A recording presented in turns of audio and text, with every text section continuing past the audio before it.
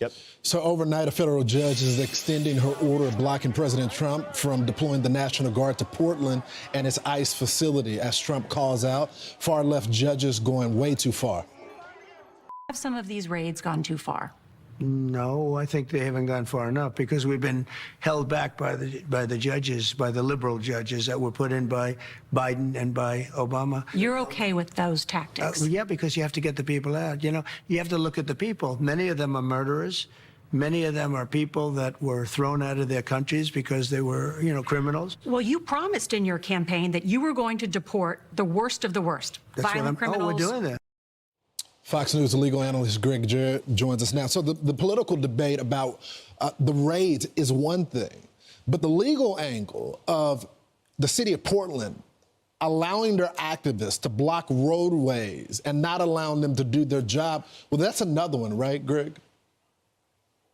Yeah, Lawrence, you're right. And, this Portland judge is ignoring what the higher court, the Ninth Circuit, previously said when she first halted Trump's deployment of the National Guard, and that is that the president lawfully exercised his authority, and that judges must always give a great level of deference to the chief executive when he decides that troops are necessary to enforce law and order. The court said that a judge may not substitute his or her own judgment for that of the president when it comes to matters of national security. Why? Because it's a constitutional and statutory power vested solely in the president, not jurists.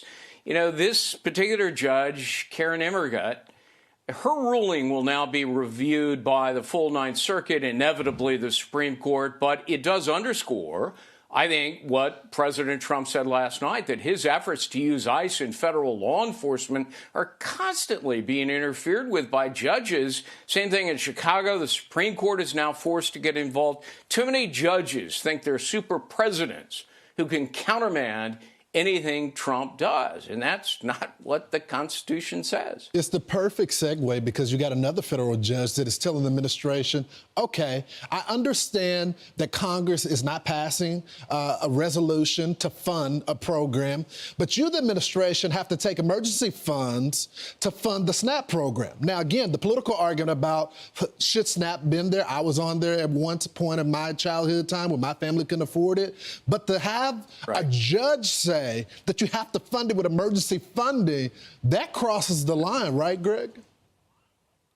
Well, it may very well, but understand that these are not really adversarial lawsuits here in the typical sense, because President Trump says he is sympathetic that 42 million Americans rely on SNAP payments for their basic food. So he is seeking guidance from this particular judge, two judges actually, on how to continue the program in the face of the government shutdown where the coffers are empty. Now, the Agriculture Department has $5 billion in emergency funds that might be tapped for food stamps, but Congress appropriated that money for natural disasters. This isn't that. This is a man-made disaster, you might call it, because Senate Democrats have refused over a dozen times to approve legislation to reopen the government. So, White House lawyers are going back to one of the judges today to say, okay, tell us how we can legally use these funds that are designated for a different purpose. Can we use some of it, all of it, partial payments, full payments? So, we'll wait and see what happens, but it's all moot if in a few days Democrats come around and reach an agreement to end the shutdown. Well, that's really how you solve this, is just vote for the CR. Right. Greg, thanks so much for joining the program this morning. My pleasure. Thanks.